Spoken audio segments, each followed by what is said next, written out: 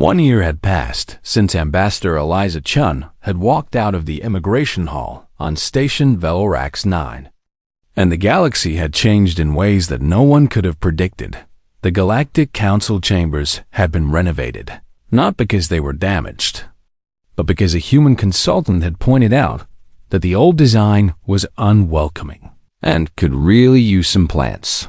There were plants now, along with comfortable seating for species of all body types, clear signage in multiple languages, and something called a customer service desk where visitors could ask questions without being made to feel inferior. High Arbiter Zixthren stood at the central podium, looking out at an assembly that represented hundreds of species from across known space. He had survived the crisis, though it had cost him 2 of his 3 hearts to stress-related conditions.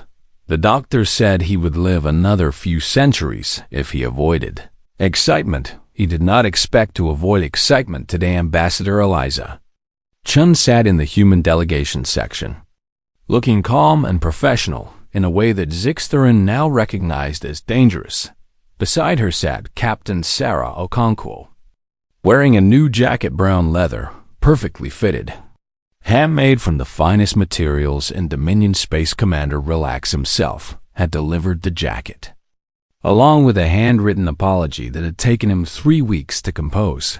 The commander was also present, sitting in the gallery with an expression that mixed humiliation with something that might have been relief. The war that was not a war was finally over.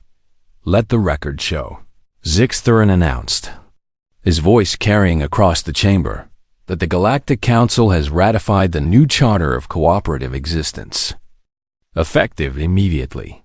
The document had been written by a committee that included humans, which meant it was thorough, practical, and surprisingly readable. It also included provisions that would have seemed absurd a year ago, but now felt absolutely necessary. Article 7. Zixthren continued. All immigration queues must provide adequate seating, reasonable wait times, and access to refreshments for waiting travelers, regardless of species. A ripple of acknowledgement passed through the chamber. Article 12. No species shall be referred to as a footnote, a minor civilization, or any other term that implies inferior status based on age, size, technology level, or any other characteristic. The Valnoxi delegation shifted uncomfortably in their seats. Their species had paid a heavy price for their arrogance. Their immigration authority had been revoked. Their cultural reputation had been destroyed by memes, and they had been forced to issue a formal apology that had been broadcast across every communication network in known space. They were recovering, slowly, but the lesson had been learned. Article 15, Zixthren said, also known as the Okonkwo provision. Personal property, especially items of sentimental value, shall be treated with respect by all governmental and military personnel, with significant penalties for deliberate damage or negligent destruction. Captain Okonkwo smiled at this. Her grandmother would have appreciated having a galactic law named after her. Jacket Zixthren continued through the remaining articles, each one addressing a different aspect of the crisis that had nearly torn the galaxy apart. There were provisions for fair trade practices, for transparent bureaucracy, for something called conflict resolution through dialogue. There was even a requirement that all government employees complete sensitivity training designed by human psychologists. Some species had resisted these changes at first. They had argued that it was humiliating to reshape their entire civilization just because a few humans had gotten upset, but Scholar Veterinarian had shared the precursor archives with anyone who would listen, and the message had been clear: adapt or become a cautionary tale. The precursors had ruled the galaxy for millions of years. Now they were dust and warnings. No one wanted to follow their path.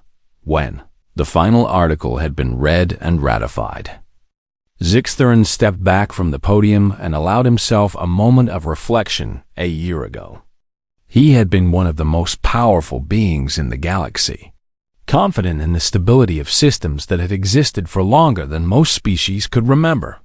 Now he understood how fragile those systems had always been, how much they had depended on the tolerance of others, how easily they could be dismantled by a species that simply decided to stop accepting mistreatment. The humans had not conquered anything they had not demanded: territory or tribute or submission. They had demanded something much simpler and much more revolutionary. They had demanded respect, and when respect had been denied, they had made the cost of disrespect so high that the entire galaxy had been forced to reconsider. A young diplomat from a species Zixtherin did not recognize leaned toward an older colleague. In the gallery, "What happens if someone annoys the humans again?" the young one asked, keeping its voice low. The older diplomat, a veteran who had survived the chaos of the past year, shook its head slowly. "Then the galaxy learns the lesson again," it said, "and again, and again, until it finally sticks." The young diplomat looked at the human delegation, smiling, friendly, utterly unthreatening. "They did not look dangerous," it said. "That is precisely what makes them dangerous," the older diplomat replied. "They look like everyone's friend, everyone's neighbor, everyone's helpful colleague who remembers your birthday and asks about your family. And they are all of those things right up until the moment you give them a reason not to be." The older diplomat paused, watching Ambassador Chen shake hands with a Volnoxy official who had once denied her visa 14 times. The Volnoxy was sweating, its compound eyes darting nervously, but Chen's smile was warm and genuine. She had won. After all, she could afford to be gracious.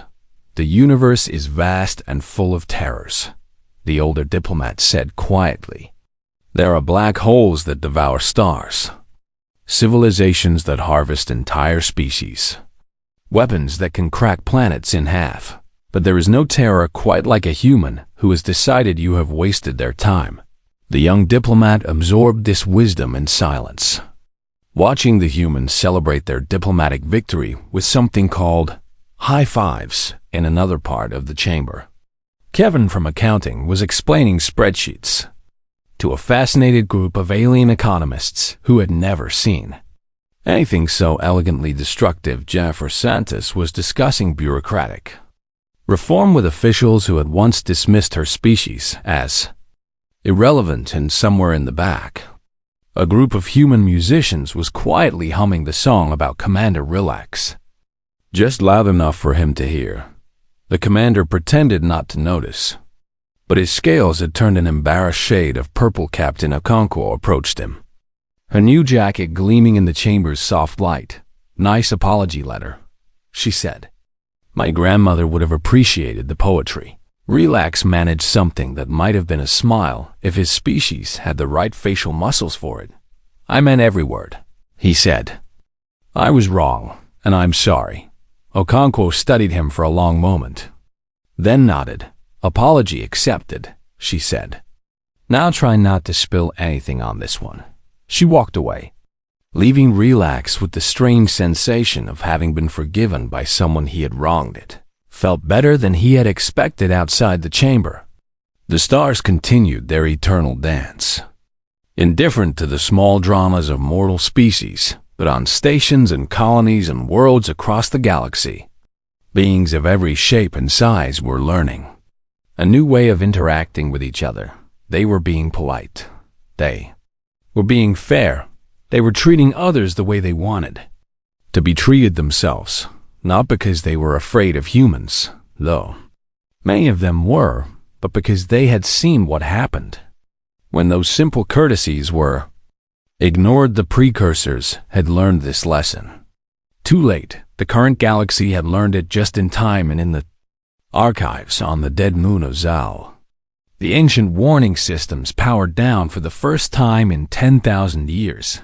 The crisis had passed, the lesson had been learned, and somewhere in the vast networks of human communication, a message was spreading. We did it. The galaxy is finally being nice to each other. The responses came flooding in from across human space celebrations. Congratulations! And plans for what to do next, because humans never stopped planning. They never stopped organizing. They never stopped working toward a universe that treated everyone fairly. And if anyone ever forgot that lesson, if anyone ever thought it was safe to be rude to humans again, well, the humans would be ready. They always were, after all. They had learned patience from a universe that had underestimated them for 300 years. They could wait a little longer, but they really hoped they would not have to. The dead moon of Zal had not received visitors in over 10,000 years. And scholar veterinarian intended to change that she was old by the standards of her species, with scales that had faded from bright blue to dusty gray, and eyes that had seen more than most beings could imagine. She had spent her entire life studying the precursors, the ancient civilization that had once ruled the galaxy and then vanished so completely that some questioned whether they had existed at all, but veterinarian knew they had existed. She had found their ruins on 100 worlds, their warnings carved into mountains and encoded into the fabric of space itself. She had decoded fragments of their language, pieced together scraps of their history, and dedicated herself to understanding why such a powerful civilization had disappeared now. With the galaxy falling apart around her, she thought she might finally have an answer. The archives on Zal had been sealed for 1,000,000 years, protected by technology that no modern species could replicate. But 3 days ago, the seals had opened on their own. Precursor warning systems had activated for the first time since before recorded history, and they had sent a message to every research station in the galaxy. The archives were now accessible. Veneri had taken the first ship she could find. The interior of the archive was cold and dark, lit only by bioluminescent panels that flickered to life as she walked past. Dust hung in the air like frozen time, and her footsteps echoed in chambers that had not heard sound since before her species had evolved. She found the main terminal at the heart of the complex, a towering structure of crystal and metal that hummed with power despite its age. When she approached, the terminal activated a hologram. Appeared a figure that matched no species in the current galactic database. This was a precursor, or at least a recording of one. The being was tall and thin, with skin that shifted colors like oil on water and eyes that held the weight of millennia. "If you are viewing this," the recording said, its voice carrying sadness that transcended species, "then you have made the same mistake we did." Veterinarian felt her scales prickle with anticipation. "You have encountered the humans," the precursor continued. "You have looked at them and seen soft bodies, short lifespans, no natural weapons, no telepathy, no hive mind, no obvious advantages." The hologram flickered, showing images of ancient Earth, green and blue and beautiful, orbited by a single moon. "We found them 70 million years before your time, when they were still climbing down from trees and learning to walk upright. We watched them with curiosity at first, then with confusion, then with something that might have been fear if we had understood what fear meant." The recording paused, and when it resumed, the precursor looked older somehow, worn down by experiences that even its advanced technology could not erase. "We were the greatest civilization the galaxy had ever seen," it said. "We had conquered entropy itself, bent the laws of physics to our will, and created wonders that your species cannot even imagine. And we made a human mildly inconvenienced at a transit station." Veterinarian leaned forward, her breath catching in her throat. "It was such a small thing," the precursor continued. "A bureaucratic error, a misplaced form, a clerk who was having a bad day and took it out on the wrong traveler." The human did not shout or threaten or fight. She simply asked to speak with someone in charge. The hologram changed, showing precursor cities, vast and beautiful, towers that scraped against the stars, monuments to achievement that should have lasted forever within a decade. Our entire civilization faced a species that had decided collectively, without any formal coordination, that we had been rude and needed to be taught better. They did not attack us with weapons. They attacked us with follow-up emails, with appeals processes, with community organizing, with something they called going viral. The images shifted, showing the same cities crumbling. Not from war, but from neglect, from resources being redirected, from systems failing because no one wanted to maintain them anymore. They found every flaw in our systems and documented them. They organized boycotts that spread across sectors. They created information networks that made our communications look primitive.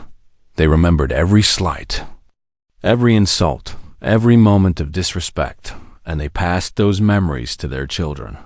The precursor laughed, but it was a bitter sound without any humor. We tried to outlast them, but they passed their grudges down through generations. We tried to intimidate them, but they interpreted our threats as challenges. We tried to ignore them, but they found our bureaucracy, our laws, our customs, and they used every single one against us. We were not conquered, the precursor said. We were made irrelevant. Our citizens stopped believing in us. Our systems stopped working because no one cared enough to fix them. Our culture was mocked so thoroughly that our own children were ashamed to claim it. And through it all, the humans kept smiling, kept helping, kept being kind to everyone except us. The hologram flickered again, and veterinarians saw the final days of the precursor civilization: empty cities, abandoned stations, a species that had simply given up. We left these archives as a warning, the precursor said. We encoded alerts into the fabric of reality itself, designed to activate when the pattern repeated. If you are seeing this message, then the pattern is repeating. Then someone has annoyed the humans again. The recording leaned forward, its shifting eyes somehow meeting veterinarians despite being a million years dead. There is only one solution, it said. Be polite to them. Be fair to them. Treat them with the respect they offer to others. And for the love of everything you hold sacred, never damage anything they care about. The hologram began to fade. But the precursor had one final message. They are not conquerors, it said. They do not want empires or territories or power. They want to be treated well. They want their friends to be treated well. They want the universe to be fair. And if you stand in the way of those simple goals, they will not rest until you are gone. Not dead, just gone. Forgotten. A warning in an archive that future species will ignore. Just as you ignored the warnings we left for you. The recording ended, and veterinarian stood alone in the darkness of the ancient archive. Surrounded by dust and silence and the weight of terrible knowledge, she thought about the reports she had read before coming here. The Velnoxian crisis, the Dominion collapsing, the entire galactic order reshaping itself because someone had denied a visa and someone else had spilled a drink. She thought about how the humans had accomplished in 1 year what wars had failed to achieve in millions. She thought about kindness as a weapon, about patience as a strategy, about the terrible power of a species that simply refused to give up. The precursors had been the greatest civilization in galactic history, and they had been destroyed by inconvenience. Visionarian pulled out her communicator and sent an urgent message to every leader who would listen. The message was simple. Apologize to the humans now. While there was still something left to say, she did not know if anyone would listen. She did not know if it was already too late, but she knew one thing for certain. The galaxy had made a terrible mistake, and the only way to fix it was to do something that seemed almost impossible for most species. They had to learn to be nice. Commander Relax of the Dominion Warfleet had made many mistakes in his long military career, but none would haunt him quite like the moment he spilled hot beverage on Captain Sarah Okonkwo's jacket. Had been an accident. Mostly the human merchant vessels had requested passage through Dominion space, And Relax had denied them because denying things to minor species made him feel powerful when the humans had protested. He had called them a footnote species and told them to go back to their tiny corner of the galaxy. When Captain Okonkwo had stepped forward to argue, Relax had gestured too broadly and knocked his drink directly onto her chest. The liquid had soaked into the leather of her jacket, vintage earth leather, brown with age and wear. Soft from decades of use, her grandmother had given her that jacket. Relax had laughed. His officers had laughed. The humans had been escorted out of Dominion space, and Relax had thought that would be the end of it. That was 6 months ago now. Relax sat in his command chair, watching his empire crumble around him, and wondered how everything had gone so wrong so quickly. The first sign of trouble had come 2 weeks after the jacket incident, when the Dominion's military encryption, same encryption that had protected their communications for 3 centuries, had been broken, not by a rival power, not by advanced AI, by a group of humans who had gathered together for something called a hackathon. Relax had not known what a hackathon was, so he had looked it up and discovered that it was an event where humans voluntarily stayed awake for extended periods to solve problems for fun. The humans had broken his encryption for fun. They had then posted tutorials explaining how they had done it, complete with step-by-step instructions for educational purposes. Every enemy the Dominion had ever made now had access to their secrets, but that was just the beginning. Human musicians had written a song about Relax, a catchy, upbeat tune with lyrics that detailed his embarrassing academy records, his failed romantic relationships, and an incident from his youth that he had paid considerable money to have erased from official databases. The humans had found it anyway. The song had become the most played track in 12 star systems, and Relax could not go anywhere without hearing someone hum the melody that mocked his every failure. His own officers had been caught whistling, and human traders had moved into Dominion markets with what they called competitive pricing strategies. This sounded harmless until Relax learned what it actually meant. The humans sold goods at prices so low they made no profit, absorbing losses that should have bankrupted them, simply to drive Dominion merchants out of business. When Relax's economic advisors asked how the humans could afford such tactics, the answer had been simple. They were being funded by other humans. Humans who had no connection to the affected markets, but who had heard about the jacket incident and wanted to help. They called it crowdfunding. They called it solidarity. Relax called it economic warfare. But when he tried to file a complaint with the Galactic Trade Commission, he discovered that the humans had already filed their own complaint, accusing the Dominion of monopolistic practices. Paperwork alone would take years to sort out. 3.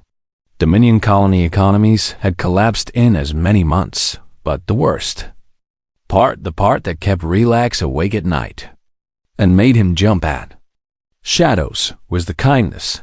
The humans had sent aid workers to Dominion colonies. They had sent doctors, engineers, teachers, and something called community organizers. These humans helped Dominion citizens fix their homes, healed their sick, taught their children, and remembered their names. They remembered birthdays. They asked about families. They showed genuine interest in the lives of people they had never met before and would probably never see again. Dominion citizens had begun defecting not to human space, but to human-owned businesses, human-run organizations, human-adjacent communities. They were not fleeing in fear. They were following kindness. They are weaponizing compassion. Relax's chief advisor said during an emergency meeting, her scales pale with stress. They are winning hearts we did not know we could lose. How do we fight kindness? One of the admirals asked. No one had an answer. Relax had tried everything he could think of. He had banned human goods from Dominion space, but his people smuggled them in anyway because human products were simply better made. He had arrested human aid workers But new ones appeared the next day, smiling and helpful and completely unafraid. He had even tried being kind himself, ordering his soldiers to assist civilians. But the effort felt hollow, and everyone could tell the difference. The humans were not kind because they wanted something. They were kind because they had decided that Dominion citizens deserved kindness. Regardless of what their leaders had done, it was infuriating, it was terrifying, it was working one night. Relax received a communication from his own daughter, who was studying at a university in neutral space. She told him that she had met some humans, that they were funny and warm and interesting, and that one of them had helped her pass a difficult exam just because she had asked. Told him that she did not understand why he was fighting them. She told him that maybe he should apologize for the jacket. Relax had not known how to respond. He sat in his quarters for hours, thinking about everything that had happened, about the encryption and the song and the economics and the kindness. Thought about Captain Okonko's face when the drink had hit her jacket, the way her eyes had gone flat and cold for just a moment before she had turned and walked away. He had not seen anger in that moment, had seen something worse. He had seen patience running out. The galaxy had spent 3 centuries treating humans as a minor species, as footnotes, as pests to be tolerated and occasionally swatted. No one had bothered to learn what humans were actually capable of. No one had asked what would happen if they got organized. No one had wondered what a species with no hive mind, no telepathy, no natural coordination could accomplish when every single member decided to work toward the same goal. The answer was anything. The answer was everything. The humans were not a hive mind, but they did not need to be. They had something else, something that worked just as well and maybe better. When Relax asked a captured human aid worker how they communicated so effectively, how they coordinated across hundreds of worlds without any centralized command structure, the human had shrugged. Group chat, she had said, as if that explained everything. Relax had no idea what a group chat was, but he suspected it was somehow worse than telepathy. Outside his window, Dominion space continued to burn, not with fire, but with change. The humans were not conquering his territory. They were making his territory want to be somewhere else, and there was nothing Relax could do to stop it. Nothing, except maybe, possibly, finally, apologize for the jacket. But his pride would not let him. Not yet. And so the war that was not a war continued, and the Dominion continued to lose. And Commander Relax continued to wonder how a single ruined jacket had brought his entire civilization to its knees. 3 months had passed since Ambassador Eliza Chun walked out of the immigration hall on Station Velorax 9, and High Arbiter Zixtherin was beginning to understand the meaning of fear. He had lived for 800 years, which was considered middle age for his species. And in that time he had witnessed things that would drive lesser beings mad. He had seen the crystalline wars, when living gemstones had tried to convert all organic matter into their own image. He had survived the hive schism, when the great insectoid collectives had torn themselves apart in civil war. He had even endured the great silence of the Outer Rim, when an entire sector of space had simply stopped communicating for 3 decades.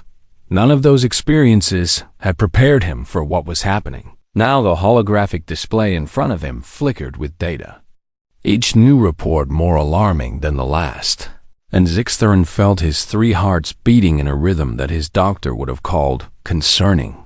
It had started small, as these things always did. Human workers on Station Velorax 9 had begun following their work contracts exactly as written, no more, no less. This might not sound alarming to anyone unfamiliar with human behavior, but the Galactic Collective had learned to depend on human workers going above and beyond their official duties. Humans fixed things that were not their responsibility to fix. Humans helped colleagues with tasks that were outside their job descriptions. Humans stayed late, arrived early, and generally made themselves useful in ways that no contract could capture when they stopped doing these things. Productivity on Station Velorax 9 dropped by 40% in the first week alone by the end of the month. The entire station was struggling to function, and that was just the beginning. The holographic display showed a map of human activity across the sector, and Zixthuren watched in horror as the pattern spread human. Trade unions had organized what they called a work-to-rule action, which meant that humans everywhere were suddenly doing exactly what they were paid to do and nothing more. 340 stations were now experiencing the same productivity collapse that had crippled Velorax 9. How is this possible? Asked Council of Reth, a being made of living smoke who served as the collective's economic advisor. How can doing their jobs correctly cause so much damage? Zixthuren did not have an answer, but the economic problems were not the worst of it. A human diplomat named Jennifer Santos had begun attending every Galactic Council meeting with a stack of documents so large it required its own hovercars had read the entire Galactic Administrative Code, all 4,000 pages of it, and she had found problems, not small problems, fundamental problems, contradictions that invalidated centuries of legal precedent, loopholes that no one had noticed because no one had ever bothered to read the entire code from beginning to end. Humanity had bothered. Jennifer Santos had filed 17,000 complaints in the past month alone, each one technically valid, each one requiring a formal response, and each one revealing another crack in the foundation of galactic governance. She is one person, Councilor Reth said, his smoky form swirling with agitation. How can one person file 17,000 complaints? She is not alone, Zixthuren replied, pulling up another data stream. She has help. The display showed a network of human activity spanning hundreds of world's lawyers, accountants, administrators, and something called paralegals, all working together with a coordination that should have been impossible for a species without a hive mind. Then there was Kevin from accounting. The humans called him, though his full name was Kevin Chen, no relation to the ambassador. As far as anyone could tell, Kevin worked in the financial division of the Galactic Banking Commission, a position so minor that he did not even have his own office. He had access to the banking system's basic functions. Nothing more, and yet somehow, using nothing but a human computing tool called a spreadsheet, Kevin had restructured the debt obligations of 14 major galactic economies. He had not stolen anything. He had not broken any rules. He had simply noticed that the way debt was being calculated was inefficient and had suggested improvements through proper channels. The improvements had been approved by automated systems that no one had thought to monitor. And now, the Dominion Trade Alliance owed the Human Commerce Federation approximately 3 trillion credits that no one had known existed. This must be an attack, Council of Reth insisted. This must be war by another name. But it was not war. Zixthuren understood that now, and the understanding made everything worse. The humans were not attacking the Galactic Collective. They were auditing it. They were finding every flaw, every mistake, every moment of carelessness that the galaxy had accumulated over millions of years. And they were documenting it all with a thoroughness that bordered on obsession, and they were doing it because a clerk had been rude to an ambassador. There is more, said Admiral Corax, the military liaison, pulling up a new display. The humans have deployed a new weapon. The display showed something that Zixthuren did not understand: images spreading across communication networks faster than light-speed transmissions could track. What am I looking at? He asked. They call it a meme, Admiral Corax replied. It is a form of information warfare that uses humor to spread ideas. The images showed the Valmoxy clerk from Station Velorax 9, but distorted, altered, made to look foolish in ways that Zixtharin could not quite identify. Captions in dozens of languages mocked the Volnoxi, called them bureaucrats, compared them to unpleasant things, and generally made them the target of galaxy-wide ridicule. "This is childish," Councillor Vreth said dismissively. "It is effective," Admiral Corax replied. "The Volnoxi delegation has already requested emergency assistance. Their species is being mocked on every communication platform in known space, and they do not know how to make it stop." The door to the council chamber burst open, and a Volnoxi official stumbled in, its compound eyes wild with panic. "You must help us," the official said, its voice cracking with desperation. "The human ambassador has traced our immigration authority back 600 years and discovered that our authorization to operate the immigration system expired in galactic year 7412. Zixtharin felt one of his heart skip a beat. "That would mean," he began. "It means we are undocumented," the official wailed. "Our entire species has been operating illegally for over 1,000 years, and the humans have filed a formal complaint with the Historical Legitimacy Commission." The chamber fell silent somewhere in the distance. Zixtharin could hear the sound of more alarms, more warnings, more evidence that the galaxy was falling apart in ways that no one had predicted. Humans were not fighting. They were not conquering. They were being petty. And they were very, very good at it. "What do we do?" Councillor Vreth asked, his smoky form now barely holding itself together. Zixtharin looked at the holographic displays, at the cascade of disasters spreading across known space, at the systematic dismantling of everything the Galactic Collective had built over millions of years. He thought about the Volnoxi clerk who had denied a visa 14 times. He thought about what it meant to annoy a species that did not forget, and for the first time in 800 years, High Arbiter Zixtharin did not have an answer. Ambassador Eliza Chun had been standing in line for 17 hours, and her feet were starting to hurt in ways she had not known were possible.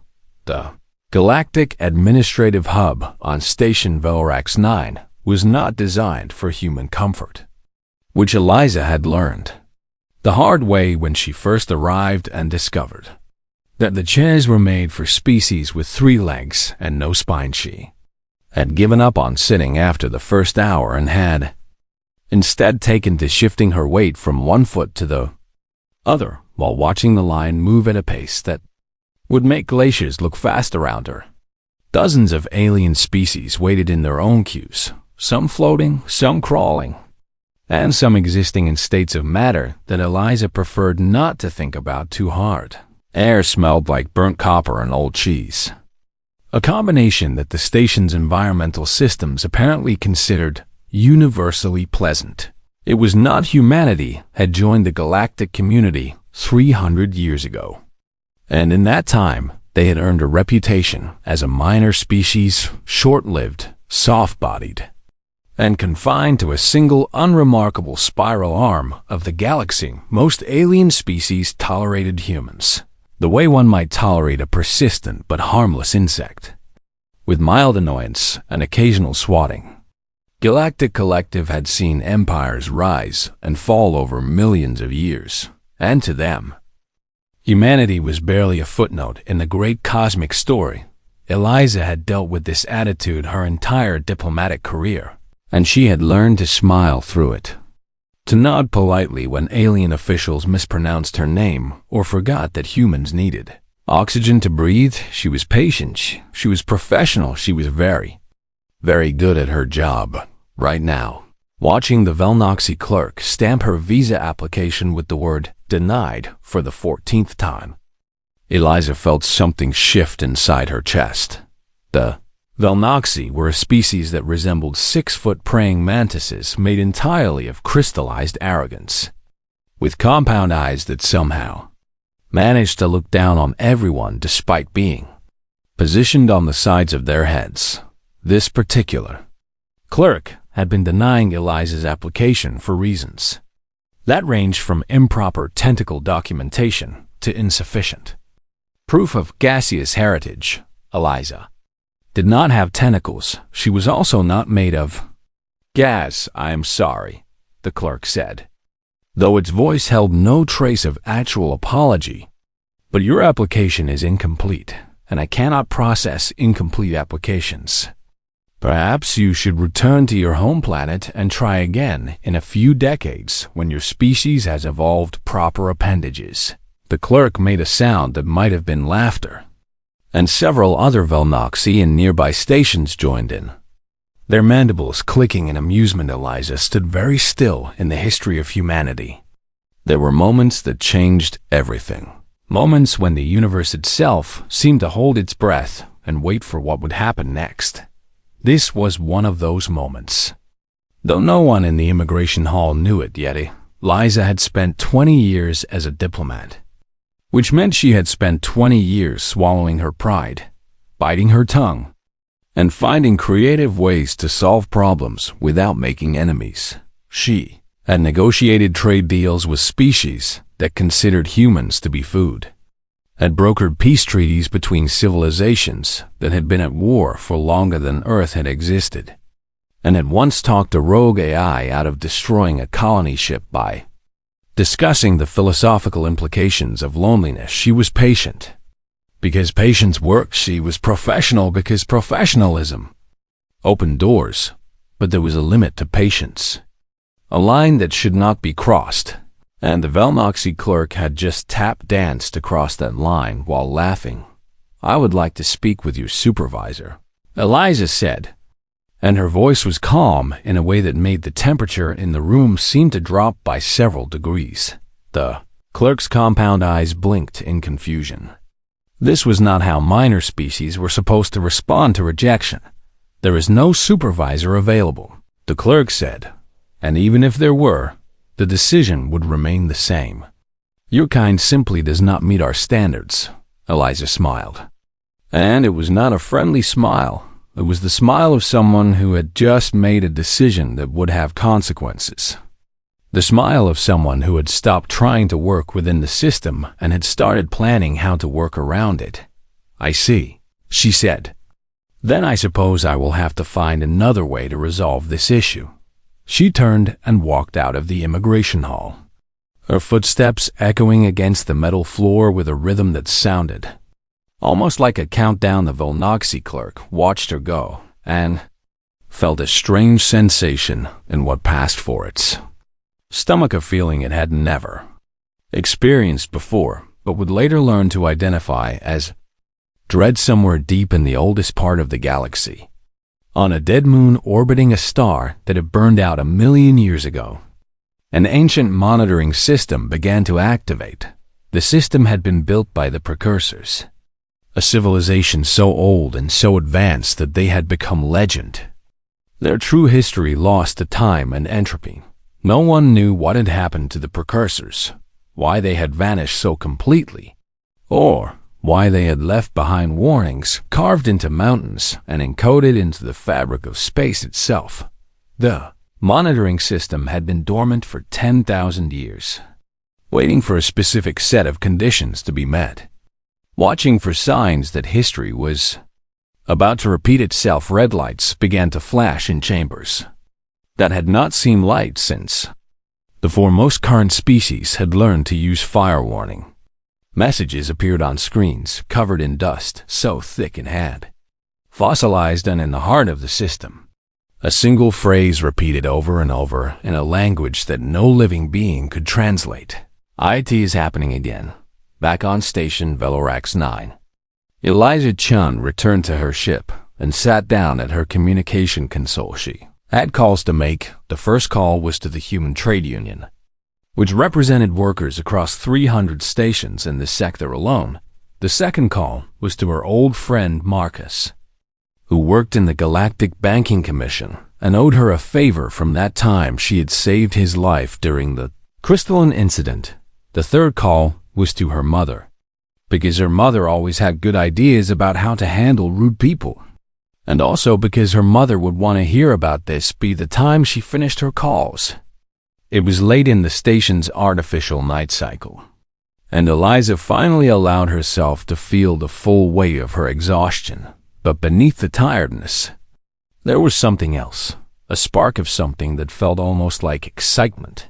The Velnoxi thought humans were a footnote species, too small and too weak to matter.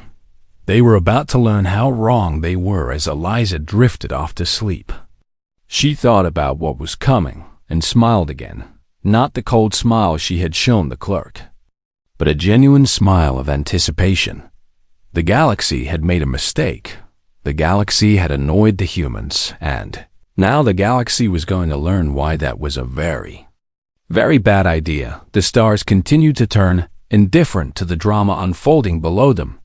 But somewhere in the void between worlds, the ancient precursor warning systems hummed with activity they had not shown in millennia. Something was beginning, something that would change everything, and it had all started with one clerk, one denied visa, and one human who had simply run out of patience.